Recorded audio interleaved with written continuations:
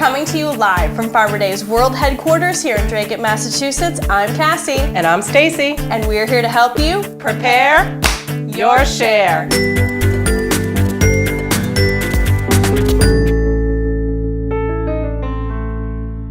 Strawberries, strawberries. Is anybody out there a strawberry freak? It's almost time.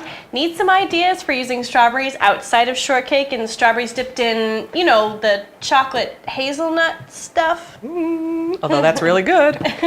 We have some easy recipes that you can bring to barbecues, parties, or, you know, even for your family to share the strawberry love. The great thing about these recipes is you can substitute the fruit as the summer goes on, so they're great techniques to learn.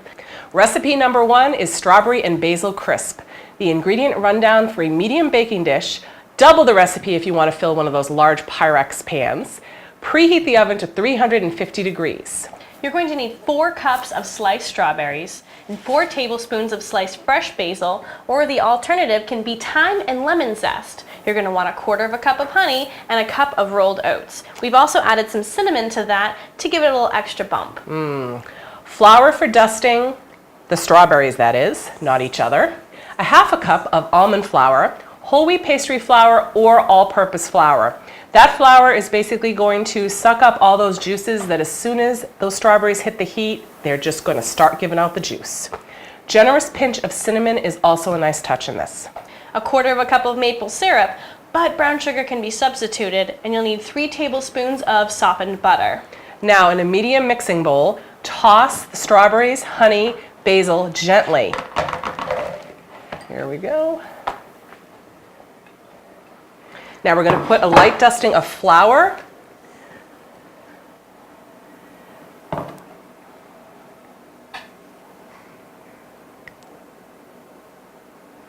Get out of there, honey. This is going to be so delicious.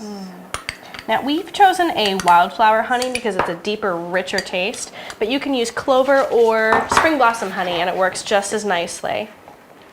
The honey also adds just a nice amount of sweetness, not too much because it's strawberry season, so the strawberries are really pretty sweet on their own. And it's a nice little glaze, so it gets it a little bit thicker than you normally would have it. Move that a little closer for you. Thank you. All right, and we're going to toss this back into our pan, just like that. No need to grease the pan or anything. This is going to be a crisp. We're going to pull it out with a spoon. Nice. I'm going to rinse this out.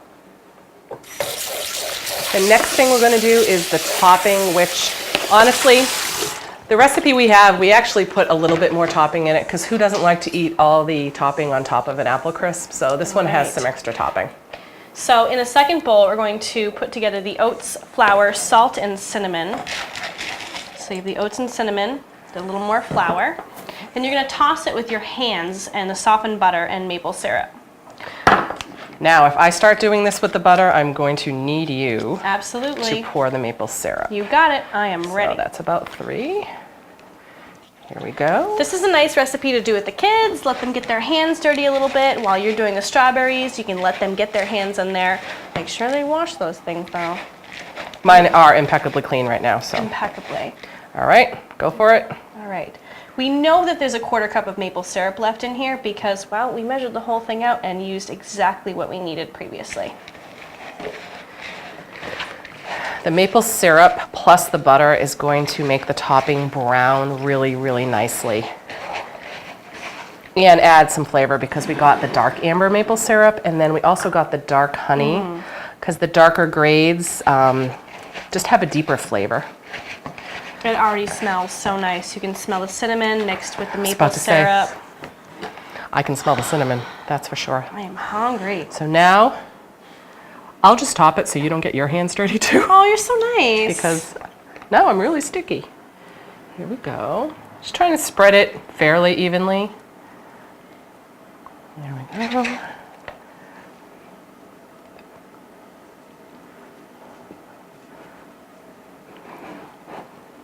That really smells One more. All right. Perfect. I think that's it. So if you want to tell them what to do with that while I rinse my hands really quick. All right, you're going to be popping this into an oven. Don't have to cover it up or anything. It's going to be very, very easy.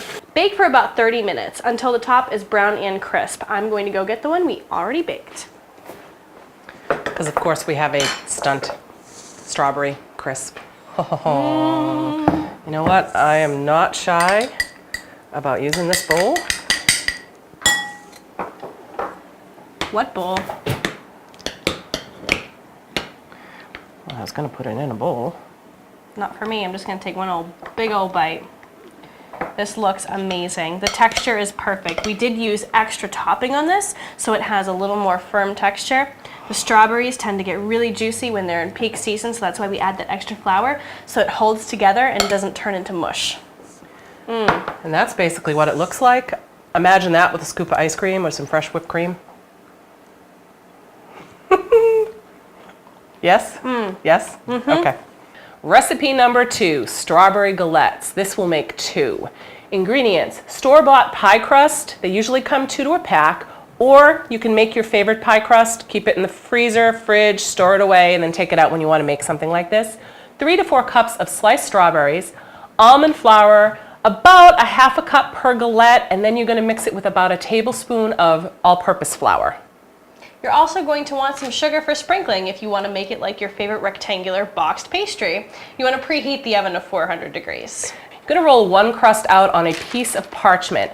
Spread the almond mixture in the center of the circle, leaving a margin. Probably about half of that should go in. Oh, just dump it right in there. Yeah. How about that? There you go. Basically, you wind up leaving a nice margin all the way around the edges. Yep, I think we can do even more. Got it. There we go. That looks good. Nice. Perfect. Okay. So then you're going to wind up with this margin, and this basically allows for room because we're going to wind up closing this up. Perfect. Now you're going to toss the cut strawberries with a touch of sugar. If you find that they're not super sweet on their own, these are pretty darn good, so we're going to leave them as is. You're going to put them on top of the almond mixture. Just kind of arrange them. You can toss it down if you want to be messy about it, but when you arrange them flat like this, it really makes the texture nice and consistent. So we're going to go all the way around the edges like this. Whoops. Strawberry overboard. There we go. You really only want to keep one strawberry at the edge and then mound in the center. This kind of cuts down on the possibility of a breach, and you wind up with strawberry juice everywhere by doing it this way. Now we've got the edge done, so I am just going to mound in the center. You don't want to overstuff either. Keep that in mind. No. That is about right. Perfect. Thank you, Stacey. You're welcome. Now you're going to want to fold the edges of the galette over in the berries. Pinch as you go in a circle. Do it kind of methodically. One, and then the other, and then the other, in the circle. There we go. There should be a section of the pie in the center that is open. You do not want to close this up completely. It lets the steam out of the center, and that keeps the pastry from getting soggy. Check that out. All right. Now, sprinkle the crust with sugar. You want to transfer the parchment to the baking sheet, which we have done here, and then you're going to put it in the oven for 15 to 20 minutes. I would start it at 15 to 20. It's really going to depend on how much juice the strawberries give out. Our first one that we made took a little bit longer because the strawberries are so juicy. So I would say 15 minutes, start checking, and then check at 5-minute increments. There we go. Now we have one ready for you in true VEGISODE fashion. Dun dun dun, stunt pastry. Now how pretty is that? The edges are nice and firm. Looks like it's going to be a little bit of a crunch to the crust. Awesome. Look at the knife. Yeah, definite knife. Now the reason we picked this as more of a technique is you can really substitute any fruit for the center of this. You can substitute pears, you can substitute apples. Apples are fabulous in this. And then you can turn around and do different spices. You could do vanilla, you can do coriander, you can do, oh my goodness, mint. That would be really nice. Possibilities are endless. Cheers, my dear.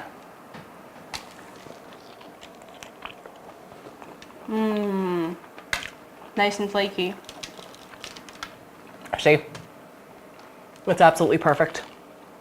Recipe number 3, flatbread. You'll need some sliced brie, or in this case, we chose softened brie, strawberries, and maybe blueberries. We're choosing mint this time for a nice herb. Spread the strawberries on a single layer right across. Now this is a great one you can do in the oven, or like we said, we put it on foil so the bottom didn't burn. When your grill is warm, you can pop this on maybe after you're done grilling something and you still have all that residual heat. Perfect. This can get popped right on the grate. Cover down, it'll warm it right through for you. Melt the brie, get everything nice and well melded together. There we go. Now, alternatively, there's some different combinations that you can use. I mean, think about having the brie and then think about putting some prosciutto on it. Ooh. Then maybe do that one in the oven, get a little bit of crispness to it, and then slice some that wonderful cantaloupe when it's ready, or some other melon. Oh, nice. Melon season is coming. It is coming. So we really hope you enjoy this flatbread. No. And that's a wrap.